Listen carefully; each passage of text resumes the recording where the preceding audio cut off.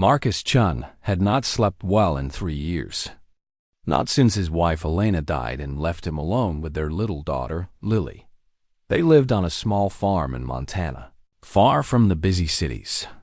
Marcus ran a salvage yard where he took apart old trucks, farm machines, and broken things. He sold the parts to people who needed them. It was honest work. It paid the bills. It kept food on the table for Lily. That night, Marcus was reading a bedtime story to his daughter. Lily was 6 years old with big brown eyes and curly black hair. She loved stories about princesses and dragons and faraway places. Marcus made funny voices for all the characters. Just to hear her laugh, then the sky exploded. The whole house shook like a giant had punched it. The windows rattled. Books fell from shelves. Lily screamed and grabbed her father's arm. Marcus ran to the window. Outside, a streak of purple fire was cutting across the sky. It was brighter than anything he had ever seen. The fire crashed down somewhere beyond the trees in the direction of the old cornfield. The ground shook again when it hit. "Daddy, what was that?" Lily's voice was small and scared. Marcus picked her up and held her close. His heart was beating fast, but he kept his voice calm. "I don't know, sweetheart, but I need to go check. You stay here, okay? Lock the door after me. Don't open it for anyone except me. But Daddy, I'll be right back. I promise." He grabbed his flashlight and his old baseball bat. He did not know what he would find out there. Maybe a plane crash. Maybe a meteor. Whatever it was, someone might need help. The night air was cold as Marcus walked through the trees. He could smell smoke and something else. Something strange, like burning metal mixed with flowers. The smell got stronger as he got closer. When he came out of the trees, he stopped and stared. It was not a plane. It was not a meteor. It was a ship. The thing was huge, bigger than any building Marcus had ever seen. It was as large as a shopping mall, maybe larger. Its surface was made of dark metal that seemed to swallow the moonlight. Strange patterns covered the hull, glowing with a soft orange light. Smoke poured from a massive hole in the side of the ship. Pieces of strange machinery were scattered across the cornfield. Marcus could not move. He could not breathe. His mind tried to understand what his eyes were seeing, but it was too much. This was impossible.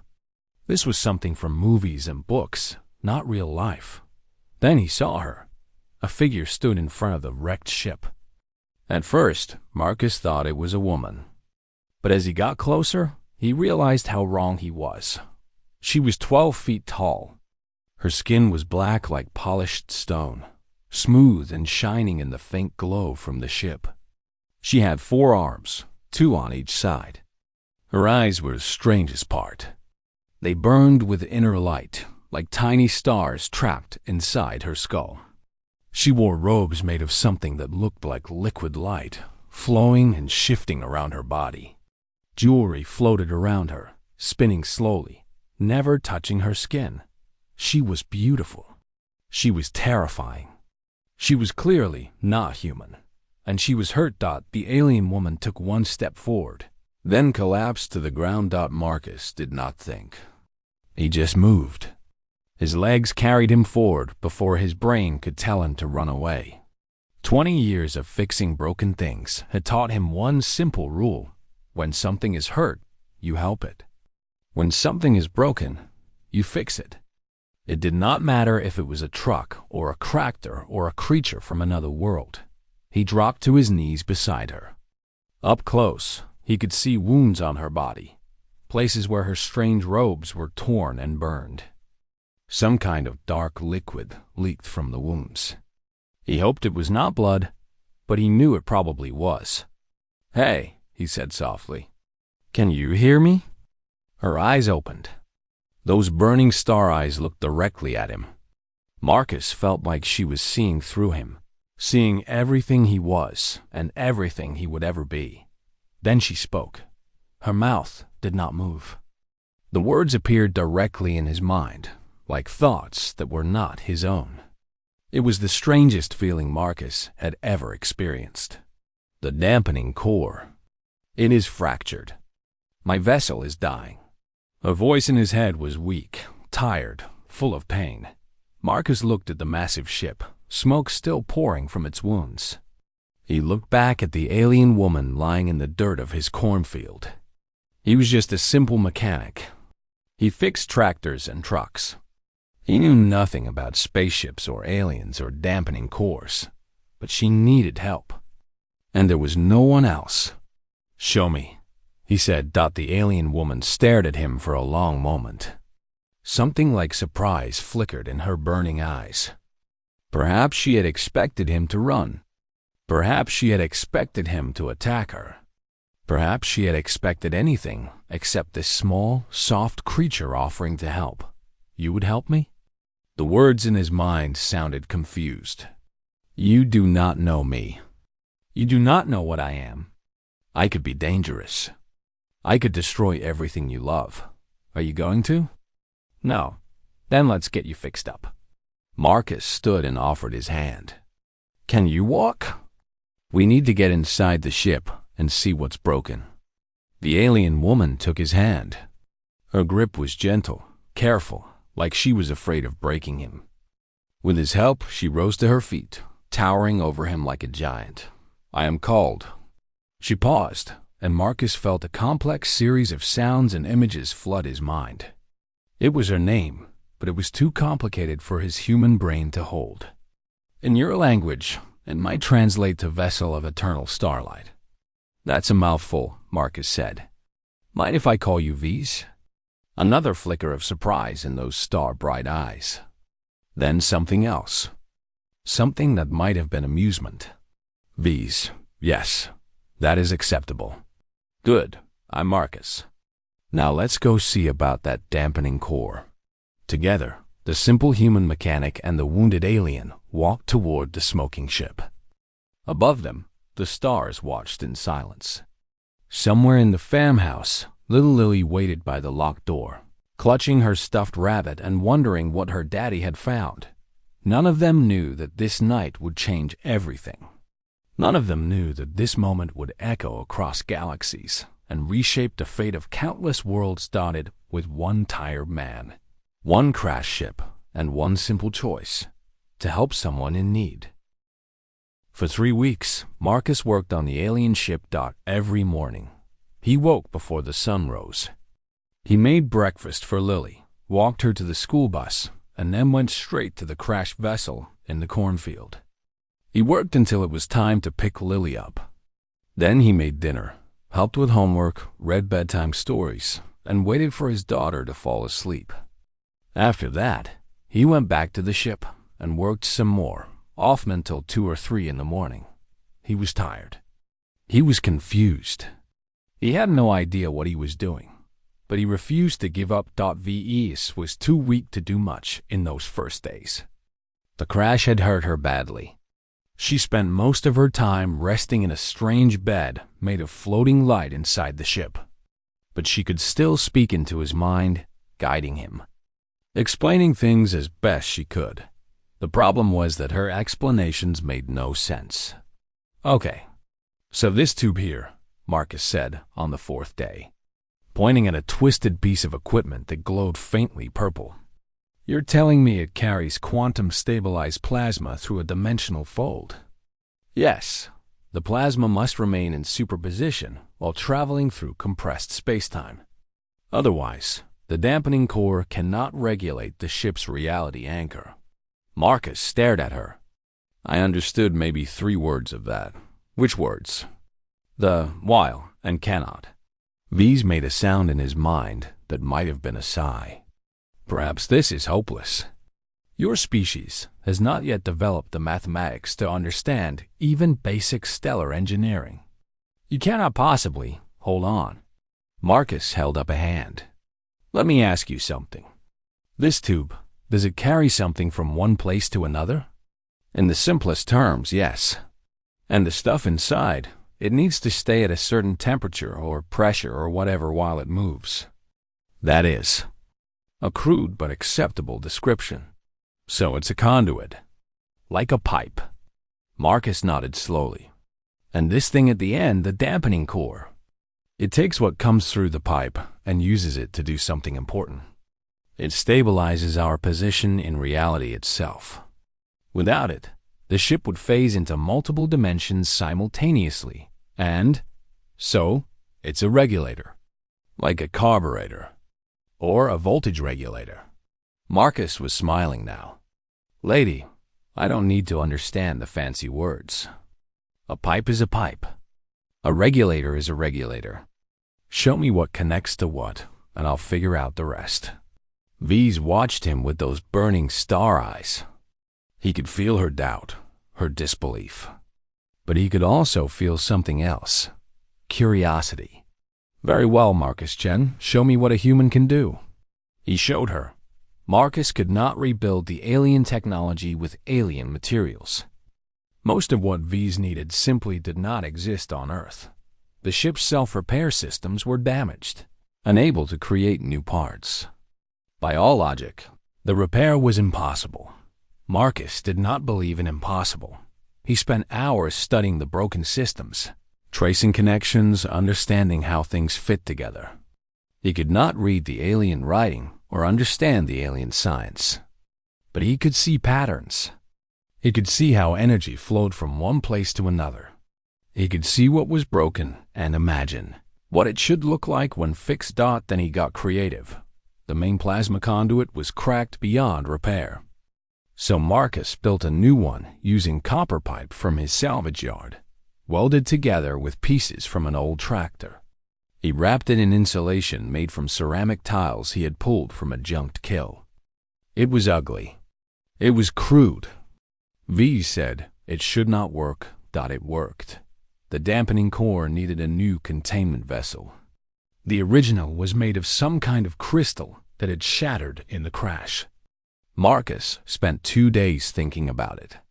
Then he drove to 3 different towns, collecting parts.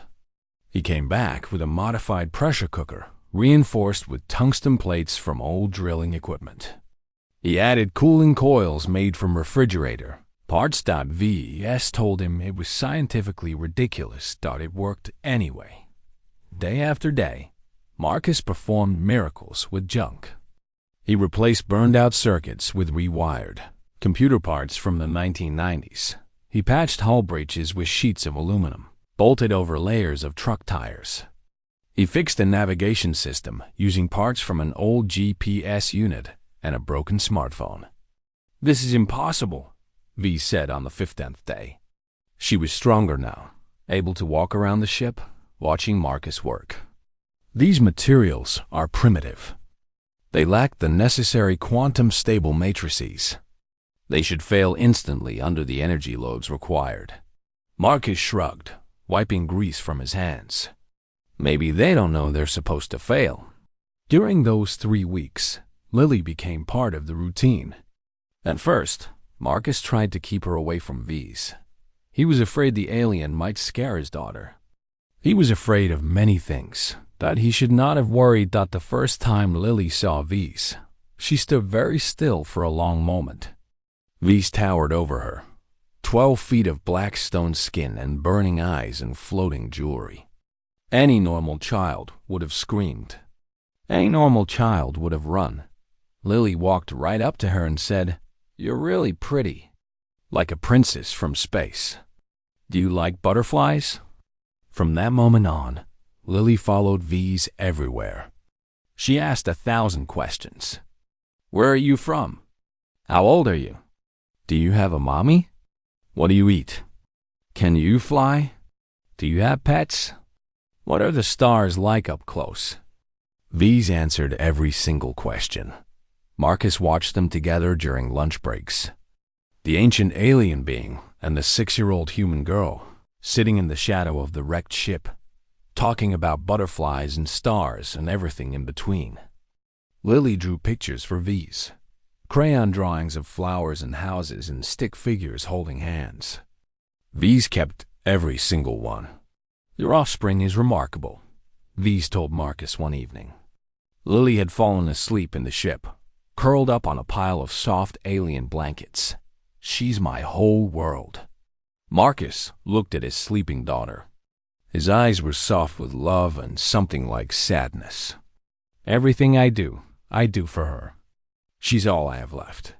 V's was quiet for a moment. You carry much grief for Marcus-chan. My wife died 3 years ago.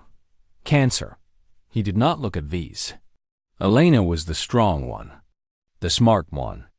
I was just the guy who fixed things. After she was gone, I didn't know how to keep going. But Lily needed me, so I kept going. You did not seek help from others? Your species forms communities, does it not? We live pretty far from town, and I guess I was never good at asking for help. He finally looked at her. What about you? Don't you have people looking for you? Family? Friends? Something flickered in those star-bright eyes. Something Marcus could not read. Perhaps it is complicated. Marcus nodded. He understood complicated. He did not push. On the 21st day, the ship's engines hummed to life. Systems that had been dark and dead began to glow with power. The hull repairs held. The dampening core stabilized Dot against all logic. Against all reason, against everything that should have been possible. The ship was fixed. Marcus stood in the engine room, covered in sweat and grease and strange alien fluids, listening to the healthy purr of machinery that should not exist. Well, he said, I think she's ready to fly. V's stood beside him, all 4 of her arms folded across her chest. Her wounds had healed. Her strength had returned. She looked at the ugly patchwork repairs that covered her beautiful ship, the Earth junk fused with alien technology. Impossible, she whispered again, but she was smiling. The day came for V's to leave. Marcus walked her to the ship at sunset. The sky was painted in shades of orange and pink and purple, the kind of sunset that only happened in Montana, where the land was flat and the sky went on forever.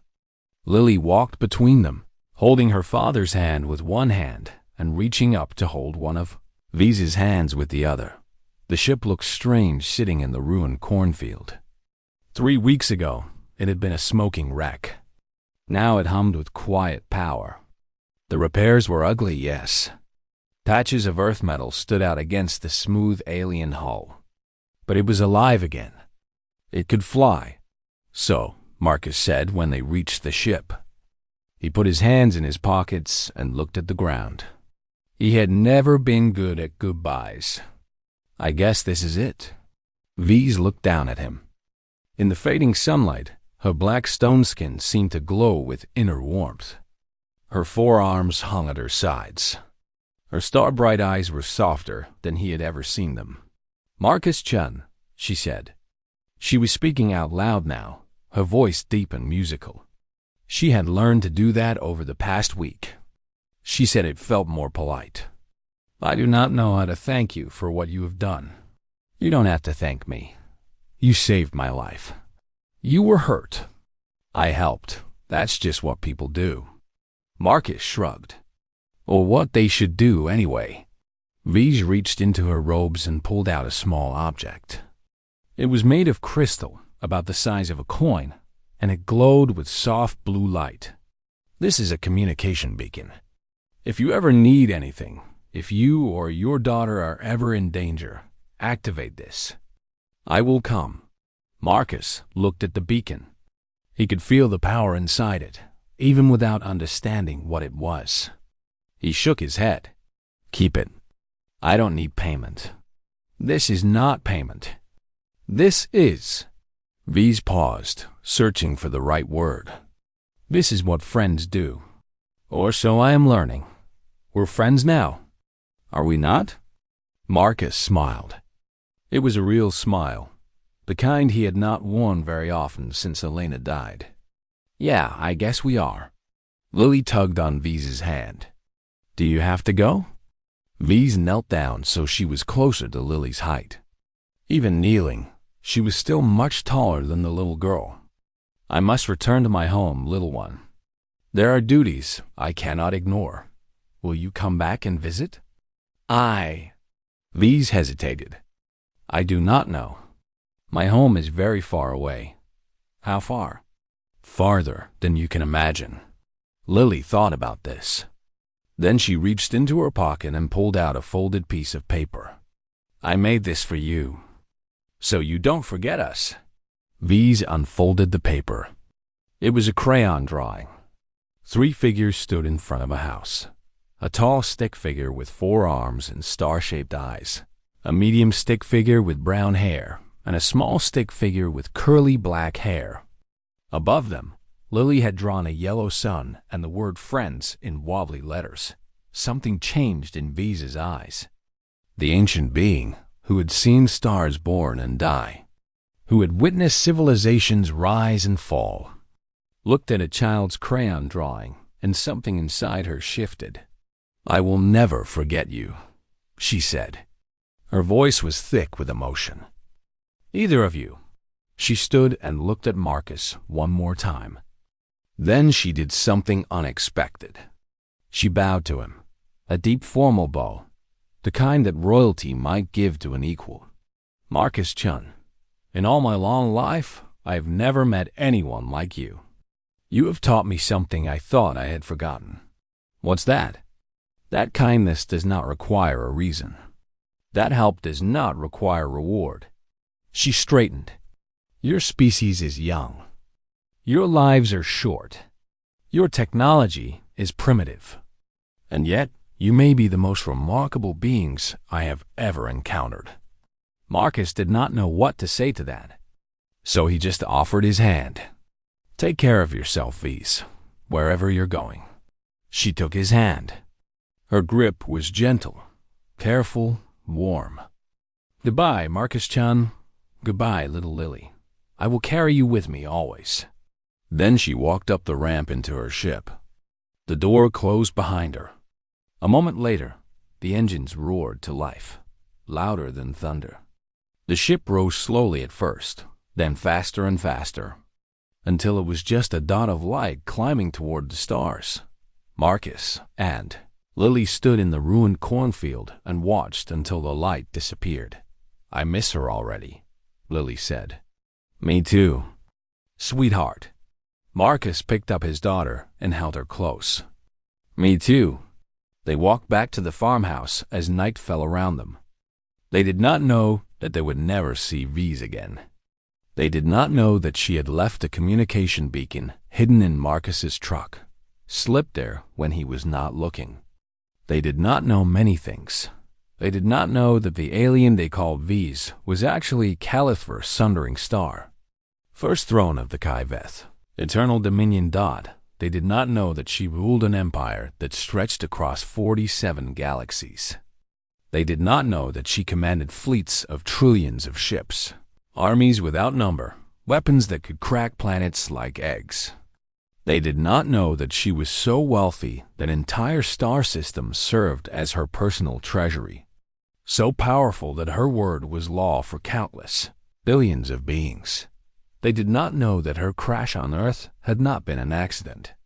It had been an assassination attempt. Enemies within her own court had sabotaged her ship during a secret journey, hoping to kill her far from help, far from her loyal forces. They had damaged her communication systems, or so they thought. They had left her stranded on a primitive backwater world, expecting her to die, but her communication systems had worked perfectly. She could have called for rescue at any moment, but she chose not to. Caliphur had been curious. For thousands of years, she had watched younger species from afar. She had seen what they did when they found something powerful and vulnerable. They exploited it. They attacked it.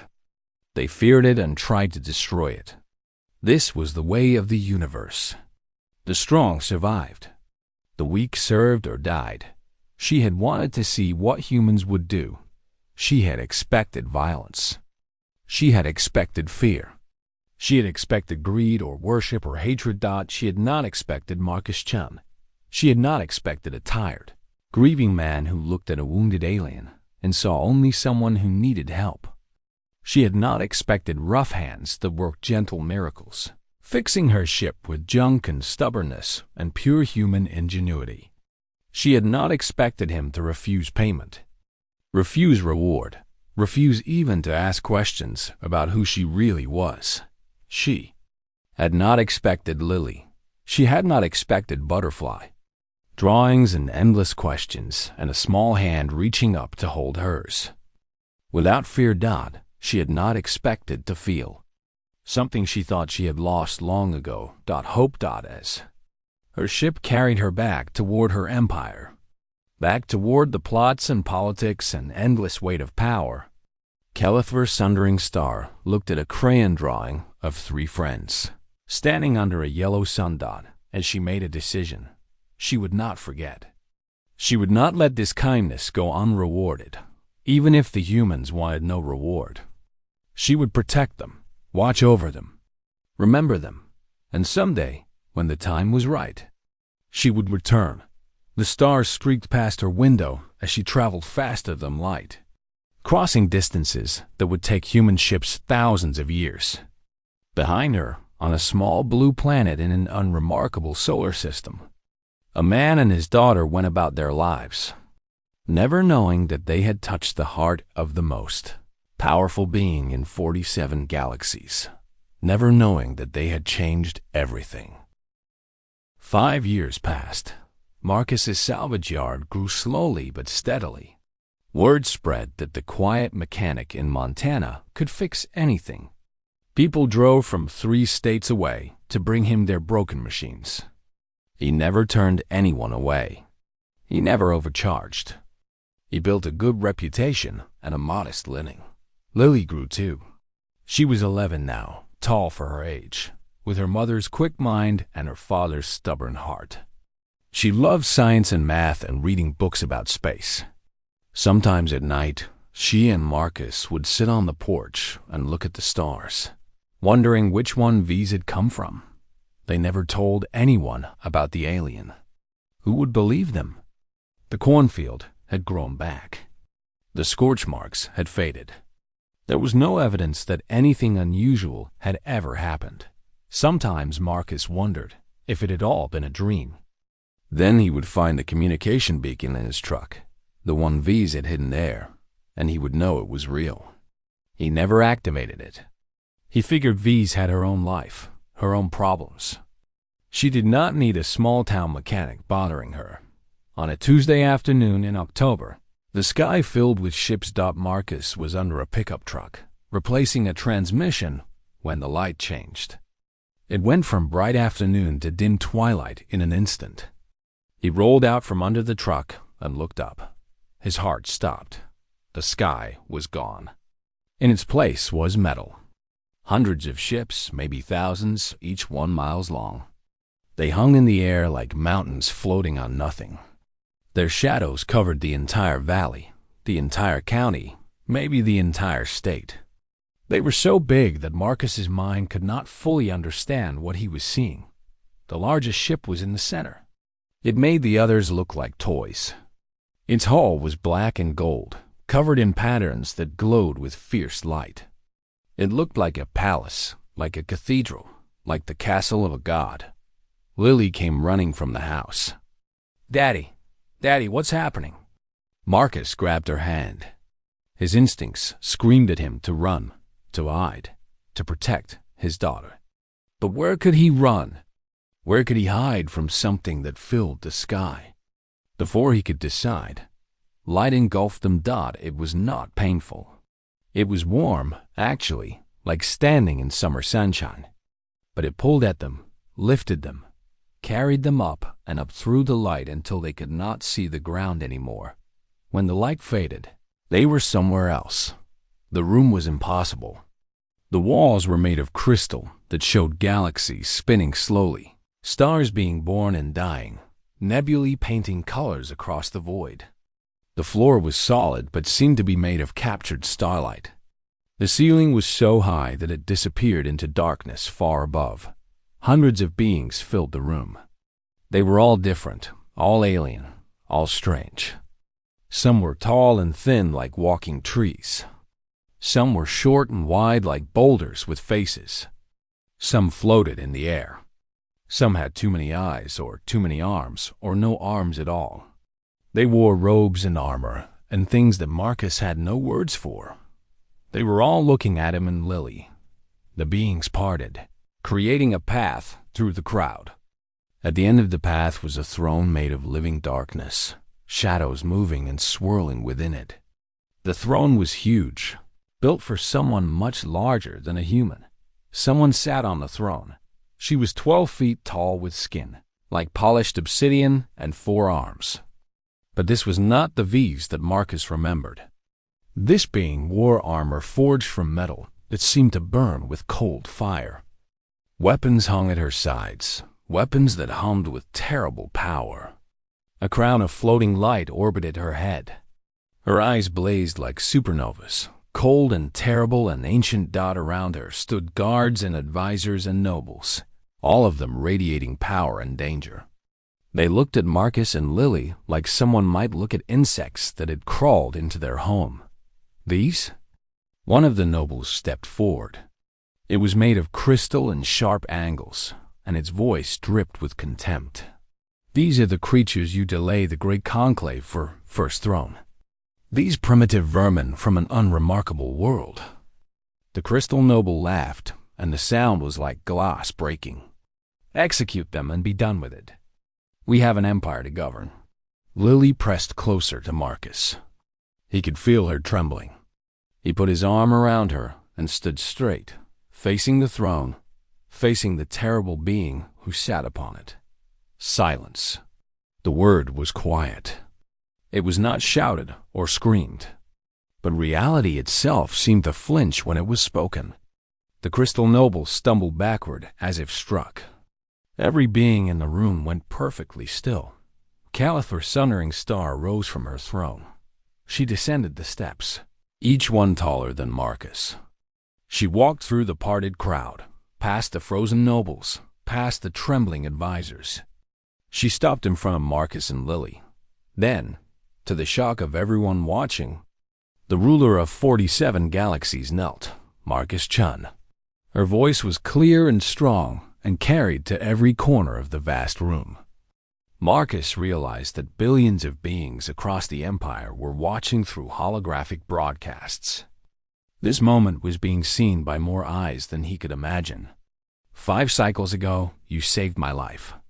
Your ship was damaged and dying in the dirt of your world. You did not know who I was. You did not know what I was. You only knew that I was hurt and needed help. She looked at Lily, and something in those terrible eyes softened. Your daughter taught me to draw butterflies. A murmur ran through the crowd. The nobles looked at each other in confusion and growing fear. You repaired my vessel with primitive tools and impossible skill. You asked for nothing in return. You wanted no payment, no reward, no favor. You simply helped because helping was the right thing to do. Caliph's voice grew stronger. In 18,000 years of rule, no one has ever shown me such kindness. No one has ever asked nothing of me. No one has ever simply treated me as a person instead of a power. She rose to her full height, towering over them. By the authority of the First Throne, I name Marcus Chun, friend of the Dominion. His bloodline is sacred. His world is under eternal protection.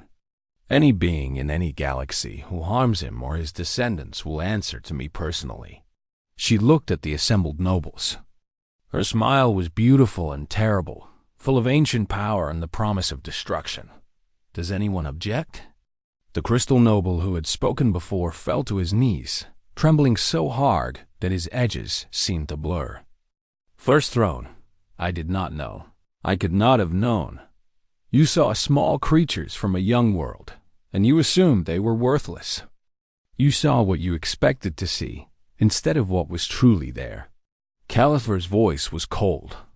Let this be a lesson to all of you. Power does not make one worthy. Age does not make one wise. The smallest being can carry the greatest light. She turned back to Marcus and Lily. When she spoke again, her voice was gentle, meant only for them. "Hello, old friend." "Hello, little butterfly." Lily burst into tears and ran forward, wrapping her arms around Calithver's leg, the only part she could reach. "Bees, I knew you'd come back. I knew it." The most powerful being in 47 galaxies reached down with one of her 4 hands and gently touched the crying girl's hair. "I told you I would never forget," she said softly. "And I never break my promises." Marcus stood frozen, his mind struggling to understand everything that was happening. The woman he had helped, the strange alien he had called V's, was the ruler of an empire beyond imagination. And she brought him here not to punish him but to honor him. "I don't understand," he finally said. "I just fixed your ship." Anyone would have done the same. Calithver looked at him with those burning star eyes, and he saw something there that surprised him. He saw gratitude. He saw warmth. He saw, against all logic, friendship. "No, Marcus Chun," she said. Anyone would not have done the same. In all the vast cosmos, with all its countless species and civilizations, kindness to strangers is the rarest treasure of all. She smiled, and for a moment she was just V's again, the wounded alien in his cornfield. "That is what makes you special. That is what makes your people special." She straightened and addressed the room again. "Let the record show, Earth and its people are now under the protection of the Eternal Dominion. Let no one forget what one human taught the First Throne about the true meaning of power." The nobles bowed. The guards saluted. The Empire watched and wondered not, and in the middle of it all, a tired mechanic from Montana held his daughter's hand and tried to figure out how his life had become a fairy tale. Word spread across the 47 galaxies like fire through dry grass. A human. A creature from a primitive world that had not even discovered faster than light travel. A member of a species that lived for less than a century, barely a blink in the lives of the elder races. This small, soft, fragile being had earned the personal favor of Calithver Sundering Star, the most powerful ruler in known space. Everyone wanted to know. Why? Delegations came to Earth. Scientists arrived to study human biology and psychology. Diplomats came to establish relations with this newly important world. Merchants came seeking trade opportunities. Warriors came to test themselves against the species that had impressed the First Throne. They found a small blue planet full of strange and contradictory creatures. Humans fought wars with each other constantly. Yet they rushed to help strangers when disaster struck. They lived such short lives, yet they built monuments meant to last forever. They were weak and soft with no claws or scales or natural armor. Yet they had conquered their world and reached toward the stars despite everything. They were loud and messy and emotional. They laughed and cried and loved with an intensity that shocked the elder races, who had learned long ago to guard their feelings behind walls of dignity and control. The aliens did not understand humans, but they could not deny that something about this species was different. Marcus refused to leave Earth. Calithver offered him a palace on her homeworld, a structure larger than most cities, with servants and guards and every luxury the Empire could provide. He said no thank you. She offered him wealth beyond counting, enough money to buy entire planets. He said he had everything he needed. She offered him immortality, treatments that could extend his life for thousands of years. He thought about it for a long time. Then he said no to that too. Why? Calithver asked during one of her visits. She came often now, traveling across galaxies just to spend an afternoon at the salvage yard. She no longer wore her armor or her crown. She dressed simply, in robes that did not glow or float. She helped Marcus work on engines and listened to Lily talk about school. Why do you refuse everything I offer? You could have anything. Worlds, fleets, power, life without end. Why stay here in this small place? Marcus wiped his hands on a rag and looked out at his fields. The sun was setting again, painting the sky in colors that no alien artist could quite capture. The air smelled of grass and motor oil and approaching autumn. "Because this is home," he said. "Because Lily is happy here. Because Elena is buried in the cemetery in town, and I'm not ready to be so far from her." He was quiet for a moment. "Because the universe is full of powerful people who want things. I figure it needs more people who are just happy with what they have." Califer sat with his words for a long time. In 18,000 years, she had conquered enemies and built empires and shaped the fate of civilizations. She had always wanted more. More power. More control. More everything. The idea that someone could simply choose to be content was strange to her.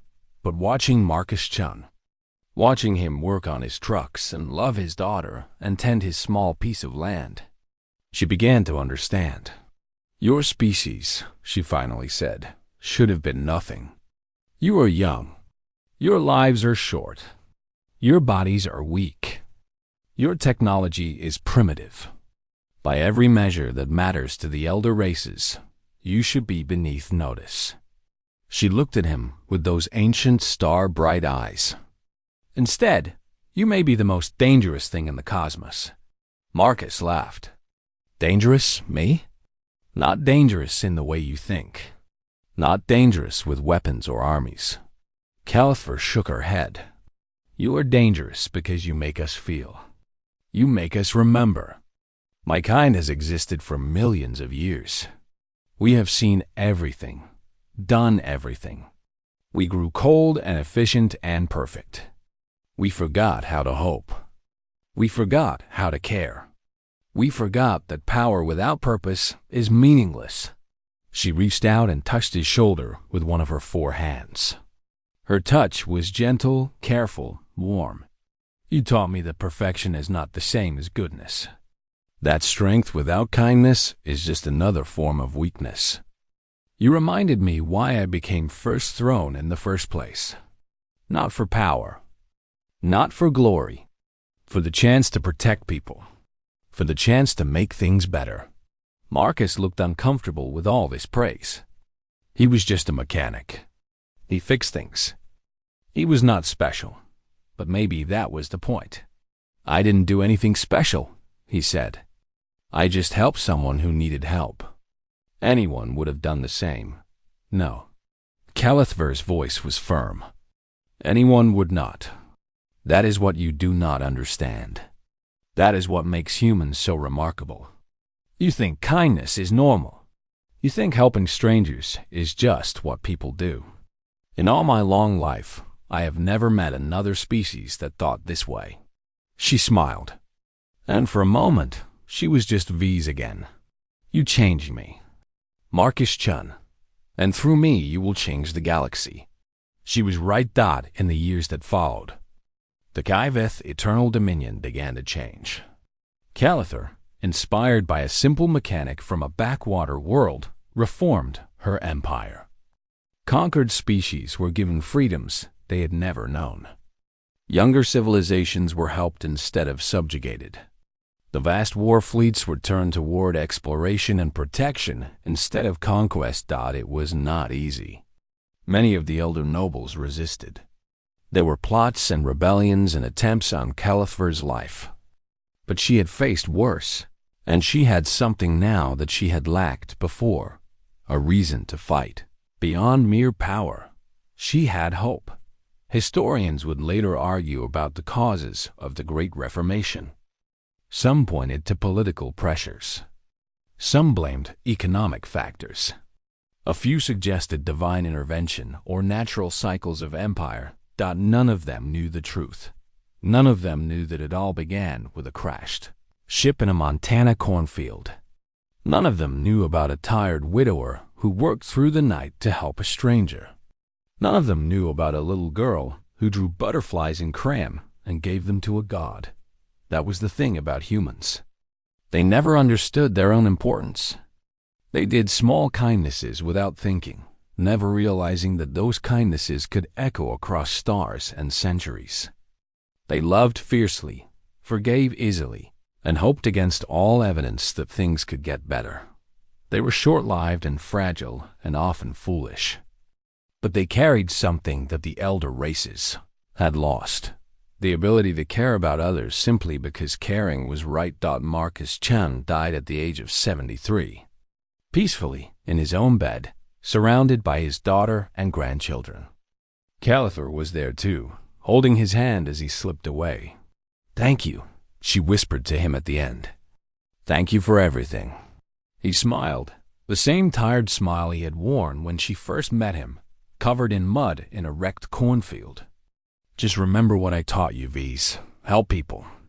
Fix things. Be kind." "I will," she promised. "I will never forget." She kept her promise for thousands of years afterward. Whenever someone asked the First Throne why she ruled with such compassion, why she protected the weak and lifted up the fallen, she would tell them about a human she once knew. A simple man with clever hands and a kind heart. A man who fixed her ship with junk and stubbornness and love. A man who fixed something far more important than machines. The universe was vast and cold, and full of ancient powers that had forgotten how to care. But in one small corner of one small galaxy, on a tiny blue planet that most star maps did not even show, there lived a species that reminded everyone of something important.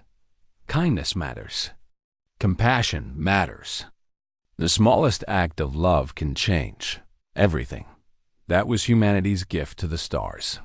That was the human difference. And in the great records of the Kai Vith eternal dominion, carved in crystal that would last until the stars burned out, there was a simple inscription above the name of Marcus Chun. He helped a stranger. He asked for nothing. He showed the universe what it means to be good. The end.